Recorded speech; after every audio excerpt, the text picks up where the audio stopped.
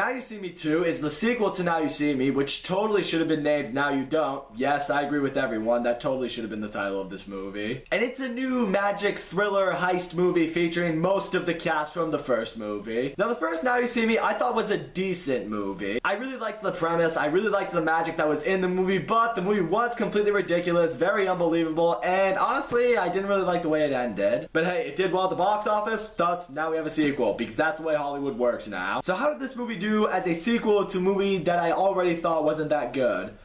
Well, let's talk about that. So the four horsemen, they've all been separated. They're all hiding undercover in the real world. Mark Ruffalo is still the leader of them, but he's also still working in the FBI to keep them off the four horsemen's trail. And eventually, towards the beginning of the movie, we are introduced to the newest member of the four horsemen, and that is Lizzie Kaplan, because Isla Fisher got preggers, apparently. Now, let me touch on her character for a moment. She comes off as this very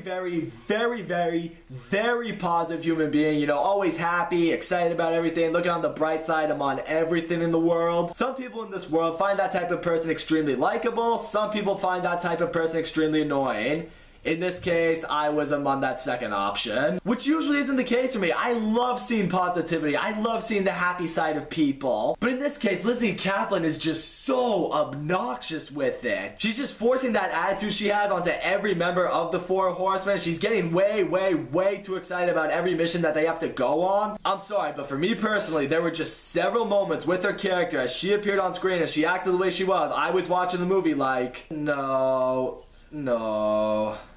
However, in terms of annoying characters in this movie, she is not the worst one. I will touch on that later on. But I gotta say this right now. At the beginning of this movie, there was some pacing issues, because it focuses on the four horsemen being a part of their own different lives while they're staying undercover, and then it goes back to the four horsemen reuniting, and some of them are at quarrels with each other. There also really wasn't that much magic in the very beginning, which also kind of disappointed me. I mean, for me personally, it got to a point where I was just like, alright, you're all finally together. Can we please finally get to you guys doing some kind of really cool criminal magic act now? And eventually, Mark Ruffalo does show up and he tells the four horsemen, alright, I've received the newest orders from the Eye, which is that organization that we don't really explain too much about, so the audience has no idea what it is. And the Eye has told me to tell you that the four of you need to go on stage and expose this really corrupt dickhead businessman who's stealing data from everybody. I'm pretty sure that's what he says. Well, either way, Jesse Eisenberg, Woody Harrelson, Lizzie Kaplan, they all go on stage because Dave Franco is still supposed to be dead, so he's just working in security. But strangely enough, when they do emerge onto stage, someone takes over the monitors and exposes the horsemen for who they truly are. Yep, this big robotic voice is all like, oh, Dave Franco is still alive and Mark Ruffalo is the leader of the horsemen. You've all been fooled. And now with their cover officially blown, the horsemen know they gotta get the fuck out of Dodge. And during their escape, the four horsemen, they'll go down this little tube, which eventually leads them into China. And we discover that this was possible because Woody Harrelson's twin brother apparently used some kind of hypnosis magic trick on the four horsemen through the tube, which allowed them to transport them into China. Now, let me touch on Woody Harrelson's twin brother in this movie.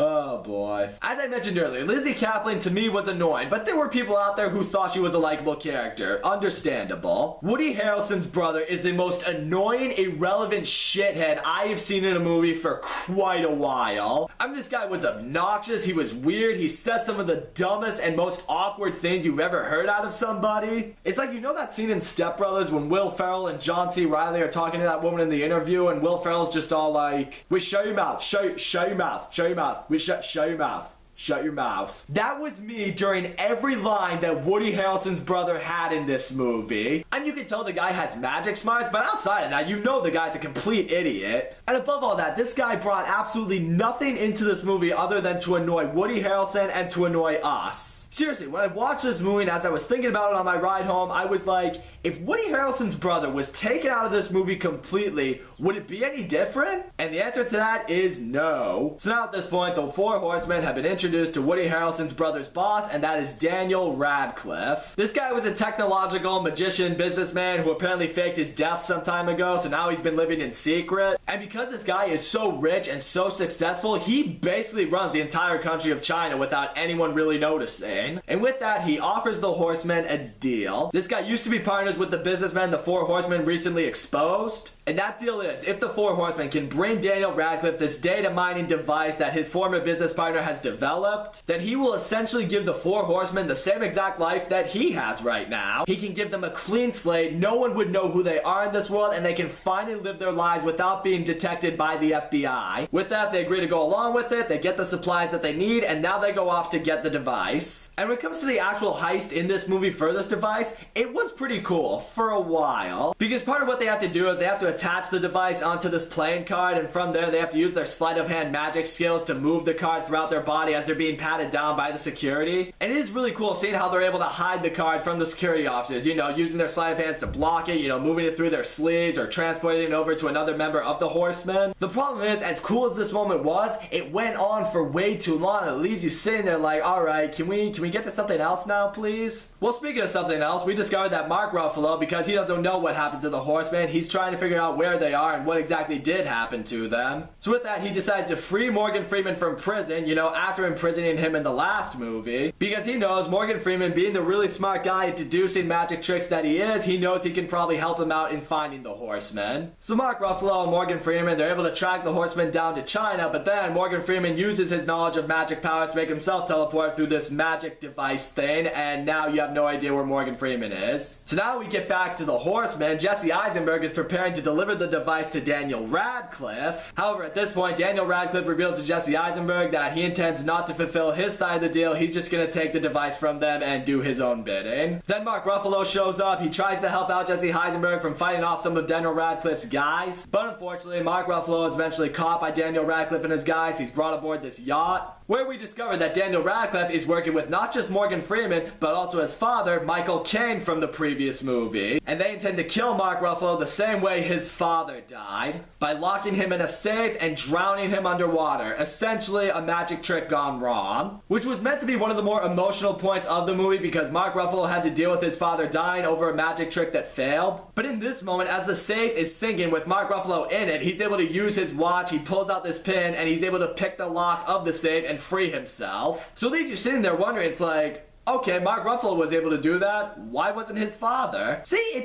doesn't really make any sense. So now Mark Ruffalo and the four horsemen, they've actually been able to get their hands on the data chip, and they now plan their next act to expose Daniel Radcliffe to the public. So they all go to London. The four horsemen have been preparing a lot of various magic acts to promote themselves. And some of the magic that's going on was cool, but then it started to teeter on the side of being completely unbelievable. I mean, if you've seen magic acts on TV or on YouTube or wherever, you see them and they look amazing, they completely blow your mind. But you also stop and you think to yourself, if I really did my research in magic, I could probably figure out how they did it, and I could probably even do it myself. But in this movie, some of the acts that you see happening, like Jesse Eisenberg being able to disappear through water, or Woody Harrelson going up to people and being like, I am the only voice you hear, you follow my command, alright, sleep, you're now hypnotized. You sit there and you're just like, bullshit, that would never happen in real life. So at this point, Daniel Radcliffe, Michael Caine, Woody Harrelson's brother, they're all just like, oh, the four horsemen are up to something, we have to go and stop them. So they capture the four horsemen and Mark Ruffalo, they bring them aboard their private jet,